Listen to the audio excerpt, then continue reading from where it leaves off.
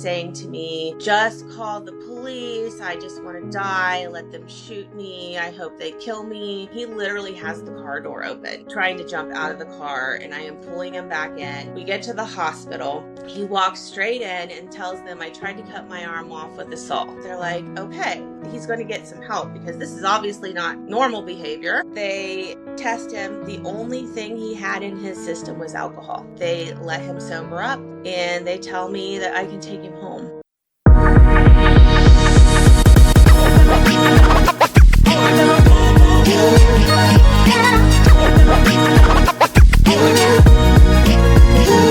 This episode of The Recovery Couch is brought to you by Greg Swartz at Remax Victory and Affiliates. Greg brings heart, hustle, and honesty to every deal. Call Greg at 937-477-8975 today and tell him The Recovery Couch sent you. Hey, what's up, guys? Welcome back to The Recovery Couch, where we deliver faith-based stories and messages without filters. That's why The Recovery Couch exists. To meet people exactly where they are, because here we believe when you offer someone a space to be real, you're also offering them a space to heal. So excited about this conversation. So let's welcome to the show, Christina Daley. Christina, how you doing? Good. Thank you for having me. Yeah, my pleasure. So tell us about your son. Blake was a really funny kid. He made a lot of friends. He was very well liked, even throughout his whole life before he passed away. Like, he was everybody's friend and everybody's person, is what I've been told by his friends. And he was a pretty happy kid up until teenage years. And that's when everything started to fall apart a little bit. Yeah, dive into that. So when you say fall apart. Well, he started self-harming when he was probably about 14, maybe a little bit younger than that. I had his two siblings are 11 and 13 years younger than him. So around that time, I was also preoccupied with babies. And he was starting to have self-image issues. So he started self-harming, and he came to me and told me that he was doing that. And so I got him into therapy right away. But he asked me, he was going to Catholic school at the time, and asked me if I'd consider putting him in the public school. So I put him in the public school where he started making other friends, and he started changing the way he looked, self-expression, coloring his hair, growing it out. More of the quote emo kid. I think it was the summer between his 7th grade year that went really well. Between 8th grade and freshman year, he started smoking pot. He had really high anxiety. As a parent, you're like, oh, well, this is part of what they do. So you don't think it's going to morph into something huge. That didn't happen to me. Obviously, I didn't let him do it, but it was really hard to stop at the same time. As time went on, he was more blatantly doing it.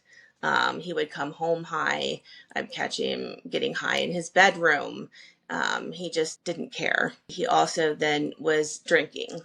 He was stealing alcohol. The first thing that happened that was like a big, oh my God, is I was in bed and I got a call from the police. And they're like, your son was pulled over in a car. He was 15 at the time with a drunk driver. They were going excessive speeds, and you need to come get him.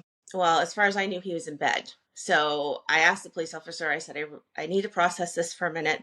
So he told me where he was, and I got there, and the person who was driving was 14, was also drunk, and they had been out with this kid who was 18, and they decided that he was too drunk to drive. So that's why the 14-year-old was driving. I mean, they could have died very easily. So that was the beginning of him starting to get in trouble, and he was on probation. And I thought, like, okay, maybe this will be a wake-up call, but it was not. It just, things continued to get worse. So there was a relationship where he felt like he could come to his mom and say, hey, this is what's going on.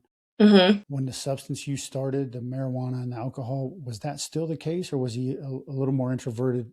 The hard thing was he never hid who he was, really.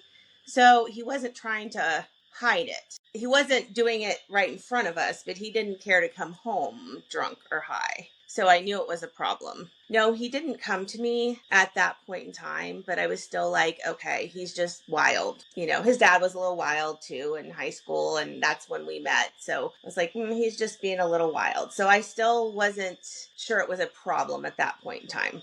Yes, he was getting in trouble, but I didn't see it as addiction quite yet. He continued to do the things that he was doing, and he had stolen probably like $700 worth of change and bought drugs for him and his friends the entire summer. It was a moment that I was like, oh my God, he stole from us. My husband was not happy, obviously, and I had a friend at the time whose husband was a juvenile probation officer.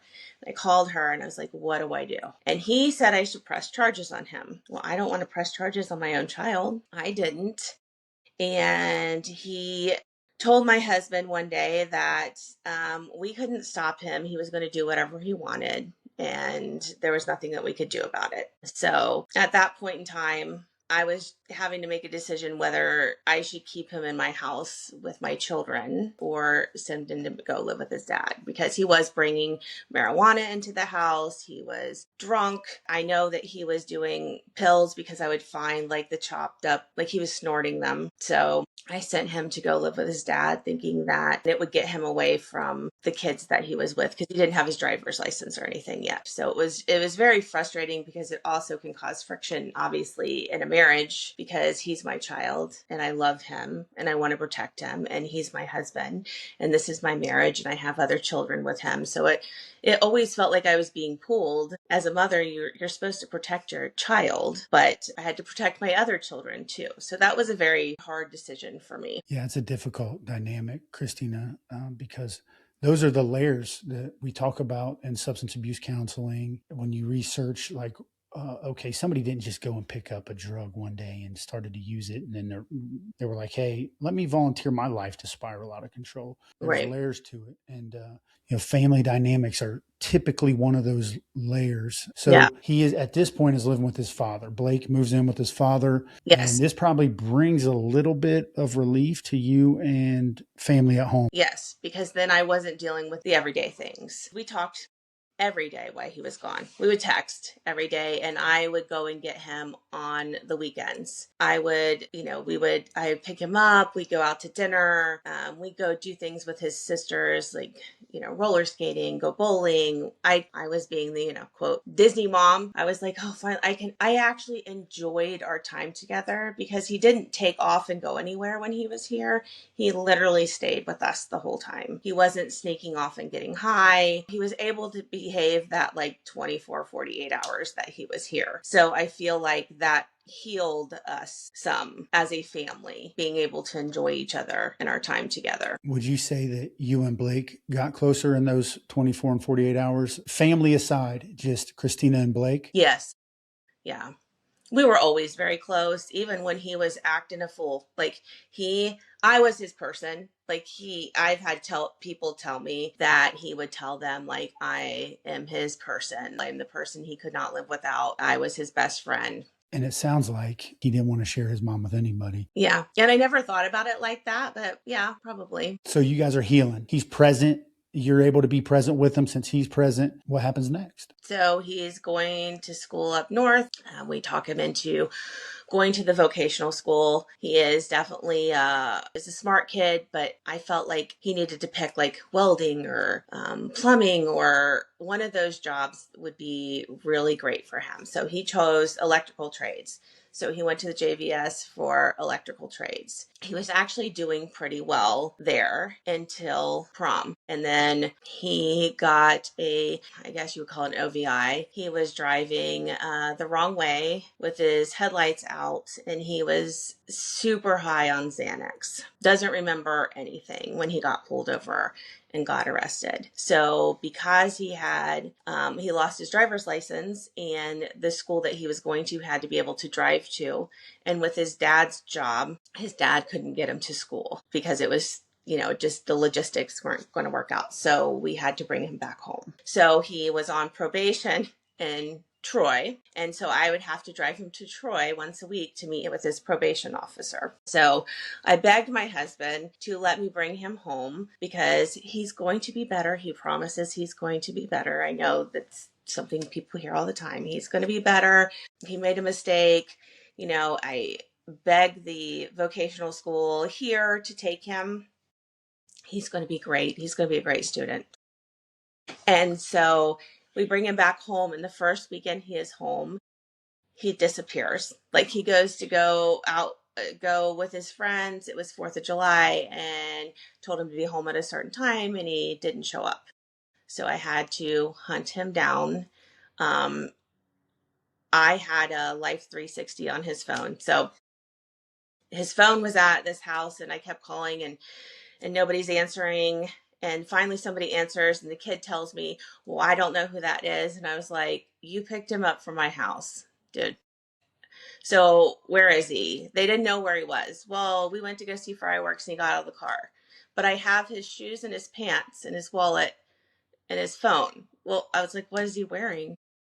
And he was wearing the kid's shorts, no shoes, walking around. So I told the kid I was coming to his house to get his stuff, and he said, well, I'll just bring it to you in the morning. And I said, no, I don't believe you that he's not there. So I went in and got his stuff, and I came home, and I drove, like, I knew a route that he would take if he was on a skateboard and on his bike. And so I kind of drove that route home, but he was sleeping in one of our cars in the driveway when he got home because he couldn't get in the house. So my husband did not know this was going on. Like, he didn't know I left the house to go look for him or anything. And so I bring him in the house, and I'm like, just be quiet. But he couldn't be quiet. So then my husband comes downstairs, and my son's crying, I'm sorry, I messed up, and of course my husband was upset, like, you promised it would be better. It's the first weekend, and then this happens. But I couldn't send him back to his dad's either. So we were kind of stuck, so to speak. So he starts school, and things just got worse because he's back with the old crowd. So he's abusing. He had ADD, so I had him on ADD medicine, and I tried to keep it locked up, but he figured out how to pick the lock on the box that we had. While he was on probation, he had to pass a drug test, so he was not doing drugs, but he was drinking cough syrup, taking boxes of Benadryl. Like, I didn't know people could get high off those things, but apparently they can. And so one day I came home, and he was just psychosis. Yeah, oh, yeah. Yeah. So I take him to the hospital. He had drank 4 bottles of cough syrup. So I took him to the hospital, and I was like, this is a cry for help, and they were just kind of like, let him sober up, let him talk to the social worker, and then send us home. And so I bring him home, and I thought I found all of them, but he had more cough syrup and drank more when we got home. So, so he learned how to get high off of different things when he had to pass drug test. He was drinking too, which they didn't test for that. So like, it was like every day, like, he was like almost hallucinating. He had spiders crawling in his room, like, because of the different things that he was taking. And so finally he told his probation officer, I need help. Like, I need help. He asked his probation officer to put him on house arrest. He asked for an ankle monitor. So we went to the judge and said, can we have an ankle monitor for 30 days? So they put him on house arrest. He was allowed to go to work or go to school and come home, but he still had people bring stuff to him. So it was like he wanted the help, but he just couldn't stop. And at the time, our health insurance and things did not cover anything mental health. So every time I took him to the hospital or to a therapist or anything, everything was out of pocket. And I feel like that might have kept like a social worker from helping us, because Like we didn't have the insurance to cover it. I don't know. I mean, since he's been gone, I've met so many people, and I know there's so many programs out there, but I didn't have anyone that was like, hey, you can do this or you can do that or try this. It was just kind of like, oh, well, he's sobered up, he's fine, and sent him home. I'm going to say it was his senior year. He graduated 2019. So he was 18 his entire senior year of high school because he was born in 2000. Okay. So midway through his senior year, um, he bought drugs from his girlfriend at the time's ex-boyfriend. And the ex-boyfriend calls his school and says he has drugs on him. So he had bought Adderall or something like that, and he had taken all of them that he had bought. And so the school called me, and he got expelled halfway through his senior year. But the school, I have to say, the school was so great because he told the principal, he said, I have a problem and I can't stop and I want to be better, and they worked with him. So they had me withdraw him from school so it wouldn't go against him. And they let me do online classes and then let him come back after a couple months and re-enroll him. And he was able to graduate. Um, he was very honest with judges, with his probation officers. I mean, like, I have a problem. I did it, like, which I think actually worked against him long term once we get to that point, because I think he got away with a lot of stuff that maybe he should have went to juvie or something for, because he was so honest and so likable and very charming without being trying to be charming. Authentically charming. Yes. So right after graduation, him and his girlfriend at the time, these are when some of the major things started happening. Him and his girlfriend at the time were out and about, and I was at work, and they came back here and they had been drinking. And my husband calls me and he says, the kids are drunk. When are you coming home? And I said, I'm on my way. And he said, well, Blake was getting in the car to leave. So he had basically jumped in the car and taken Blake's keys so he couldn't go anywhere. And there was a confrontation between my husband and the girlfriend because she was like, you're just his stepdad. You're nothing. You're nobody, And so he's like, you need to get home. So I called this girl's parents and asked them to come get her, which they didn't seem to think it was an emergency. But I call my husband back and I'm on the phone with him and I hear her in the background screaming. And my husband said, what did he do now? And he hung up the phone.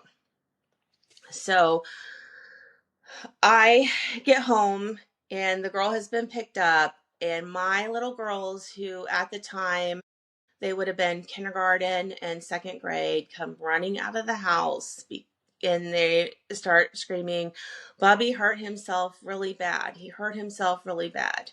Well, he had the whole self-harm thing again. He had gotten a Sawzall and was sawing on his arm with it.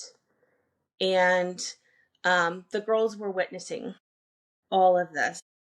And finally, my husband, like, grabs that away from him, and then he's ramming his head into our car, or our garage door. When I got home, there was blood everywhere, running into the garage door with his head and all these things. And finally, he says to him, what are you doing?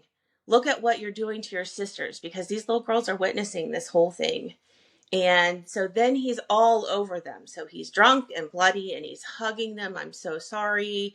It was just, I came home to just an absolute mess. So I walk in, and I'm a very calm person when it's chaotic. I don't know. I'm just super focused. So I walk in and I see his arm. I was like, all right, I guess we're going to the hospital. I don't ask any questions. I just take him. He goes to the car. He's so mad at me. Like, all the way to the hospital, he is literally trying to jump out of the car. So I'm trying to drive and hold on to him. And he's saying to me, just call the police. I just want to die. Let them shoot me. I hope they kill me. Um, I don't know if, well, yeah, you have, because you went to Barnes and Nobles. The intersection before Soin on North Fairfield and New Germany Trabine, we're at that intersection. He literally has the car door open, trying to jump out of the car, and I am pulling him back in. We get to the hospital. He walks straight in and tells them, I tried to cut my arm off with a saw. And so they're like, okay. So I'm like, okay, he's going to get some help, because this is obviously not normal behavior. And so they take us to the room that they put you in when you're there for mental health or whatever. And they test him. The only thing he had in his system was alcohol. And so they let him sober up. They come and talk to him, and they tell me that I can take him home. And I said, if I take him home, like he's going to kill himself. And they said, well, I guess you need to just watch him. So I took him home. But at that point, I was like, you cannot stay here with these babies, because they're traumatized. So he goes back to live with his dad, which lasted a very short time, because the girlfriend went with him and she lied about a lot of things. So his dad kicked her out and he went with her. So there was like, I'd say the timeline is so, like, everything is so close together, but so there was a time that I wasn't hearing from him. I didn't know where he was at. It was probably maybe a week or so. And then I get a text message from the girl's mother, who said that Blake was on the way to the hospital because he tried to slit his own throat with a knife. They had been in a hotel, and I guess they were smoking meth all week. And this is really when I was like, well, he's done. I've lost him. Because you know, I knew a lot, but I was pretty naive. But I always, growing up, oh, don't do meth, don't do crack. Like, you'll never get off of it if you do that. Don't do heroin. Those are the things you're addicted right away and you can't get off of. So that's immediately went to my brain that this is it. This is it. So I walk in the hospital, and he has ripped his IV out and he is screaming, I want meth. Like, that's what he's screaming. So I come in, I get him calmed down. He had also ran into the wall again. His head was bloody. And they basically put us in this room, and nobody came and checked on him. Like, nobody checked his vitals. Nobody cleaned his head up. Like, eventually I had texted a client of mine who happened to be a nurse at this particular hospital, and said something to her. And so they brought me stuff to clean him up. They didn't even clean him up. I cleaned him up. And he my sister came because she's like, I need to come be with you and help you. The police had brought him in, so they did pink slip him. So for a 72-hour hold.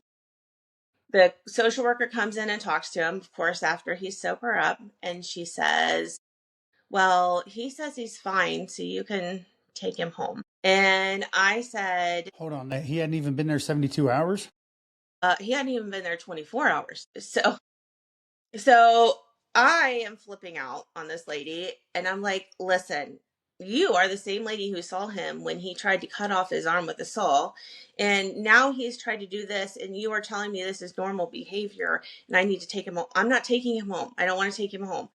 And so my sister just looked at her and she said, you need to go try again. She comes back out after a little bit and she goes, oh, he's been pink slipped. So she didn't even know that he had been pink slipped. So, but then she said, but you can take him if you want. I'm like, did we just not have the conversation that I don't want to take him? So we were 24 hours in the ER before they even came and got him. And they took him someplace in Dayton and released him the next day. And we're talking about a place that's typically going to have a 72-hour hold, right?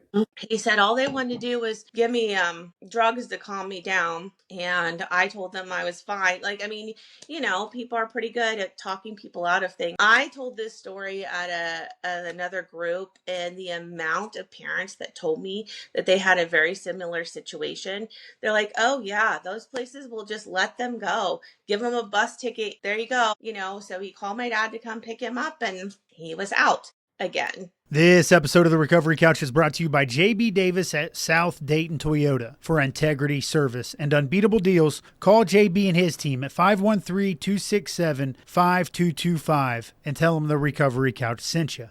And that's where we're going to leave it for today. Blake walks out of that facility, not into rehab like the plan was, and he calls his grandpa to come and get him. The system had every opportunity, and it let him go. In part 2, Christina's going to take us through what happens next. And I'll warn you, it gets heavier before it gets lighter. Make sure you're subscribed so you don't miss it. This is the kind of story that needs to be heard. And Christina, we are so grateful you're trusting us with it. We'll see you again in part 2. And don't forget, get a copy of your book. You can do so at www.brandoncouch.com or www.recoverycouch.com. And remember, you always have a seat right here on the Recovery Couch.